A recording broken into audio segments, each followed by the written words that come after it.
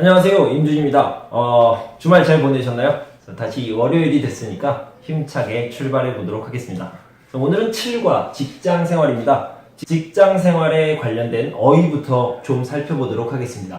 먼저요, 직장에 가요. 회사에 가죠. 회사에 가면 회의를 많이 합니다. 회의를 하는데 이 회의를요, 미팅이라고 하기도 합니다. 우리 교재에는 나와 있지 않지만 미팅이라는 단어도 굉장히 많이 사용하니까요. 미팅이라는 단어도 알아두시면 좋겠습니다. 그래서 회의를 하다 또는 미팅을 하다 이렇게 표현을 합니다. 그런데 회의를 하고 또 미팅을 하려면요, 그냥 할 수 있는 게 아니라 준비를 해야 됩니다. 그래서 예를 들어서 월요일 10시에 미팅, 회의를 한다고 그러면요, 원래 9시에 회사에 가야 돼요. 그런데 9시에 가지 않고 8시에 회사에 갑니다. 출근을 하는 거죠. 출근을 일찍 해서 회의를 준비합니다. 그래서 회의 준비하는 시간이 중요하다, 오래 걸린다, 이렇게 알아두시면 되겠어요. 자, 그리고 여러분들이 어떤 일을 회사에서 했습니다. 어떤 일을 회사에서 하면 위에 있는 사람에게 그 사실을 알려야 됩니다. 이 일은 어떻게 됐습니다. 이 일은 어떻게 됐습니다. 이렇게 알려야 되는데, 알리다, 말하다. 자, 이런 것들을 회사에서는 뭐라고 얘기하냐면 보고하다 이렇게 얘기합니다. 그런데 말로 이렇게 전하는 거, 말로 이야기하는 거 말고요, 쓰는 게 있어요. 쓰는 게 있는데 이걸 뭐라고 그러냐면 보고서라고 하고요, 보고서를 쓰다 라고 하는데, 이 보고서를 쓰다라는 말을 조금 다르게 말해서 작성하다 이렇게 표현을 합니다. 보고서를 쓰다, 보고서를 작성하다. 그래서 보고서를 잘 써서 내가 가지고 있어요? 아니죠. 그래서 위에 있는 사람에게 보여주죠. 그리고 괜찮아요? 이렇게 물어봅니다.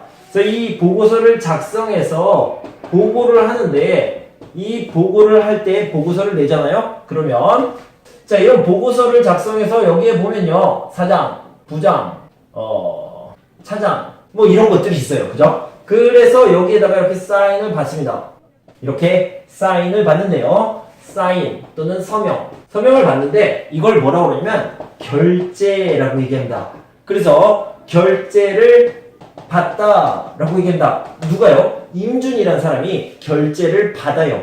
그러면 사장이, 부장이, 차장이 이렇게 사인을 하는데요, 사인을 하는 것을 뭐라고 그러냐면 하다, 결제를 하다 이렇게 표현을 합니다. 그래서 사원이 임준씨가 결제를 받아요, 사장님이 사인을 해요, 결제를 해요, 이렇게 얘기할 수 있습니다.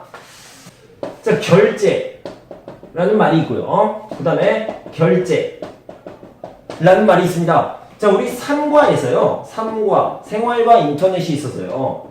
3과 생활과 인터넷에서 35쪽에 보면 인터넷 쇼핑이 나옵니다. 그래서 인터넷 쇼핑을 하고 난 다음에 돈을 내요. 돈을 내는 것을 뭐라고 그랬냐면 결제하다라고 얘기했었죠. 그래서 밥을 먹고 나서 돈을 내요. 그러면 카드로 돈을 내요, 현금으로 돈을 내요, 이렇게 얘기를 하는데, 카드로 결제해요, 현금으로 결제해요, 이것은 돈을 내다 이런 뜻이 되겠죠. 그런데 결제 같은 경우는요, 이렇게 생각하시면 됩니다.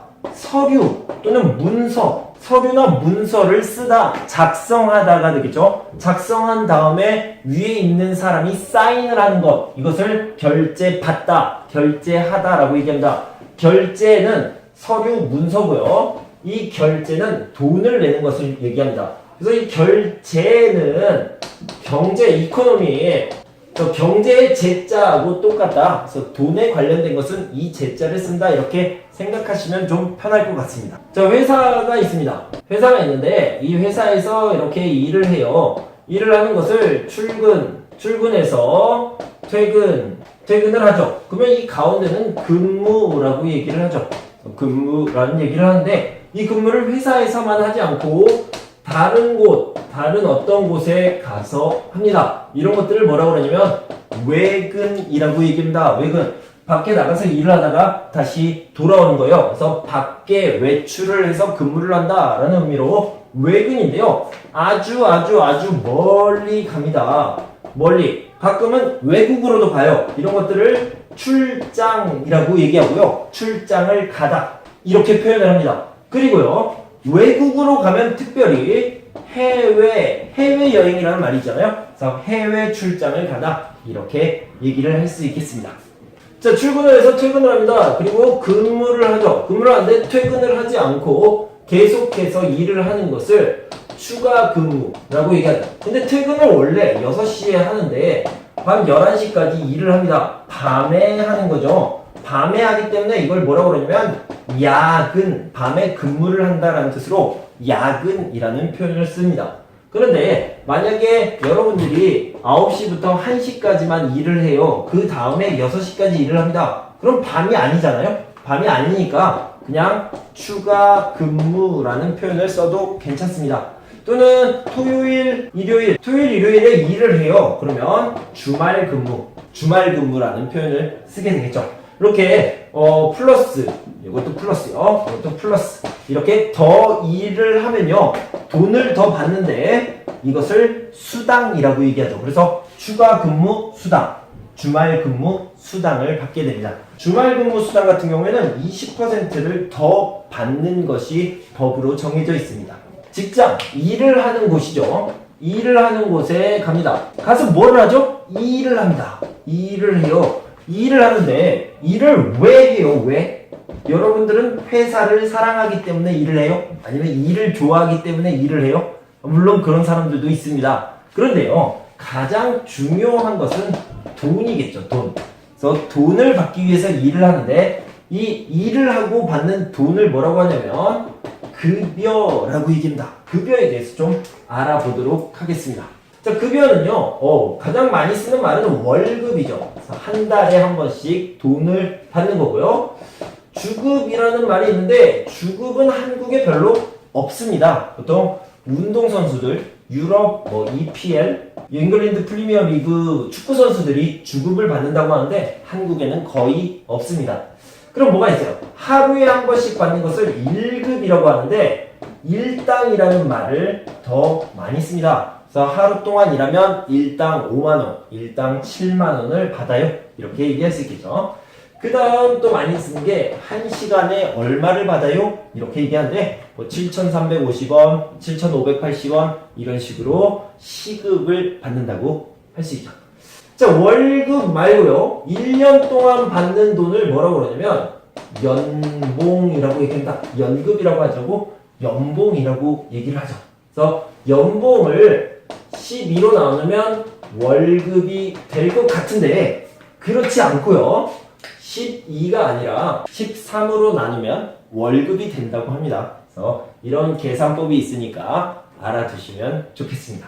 자, 그 다음에 아까 얘기했지만 수당이 있습니다. 수당은요, 추가 근무 수당, 그리고 이 추가 근무랑 비슷하게 야근 수당이 있겠죠.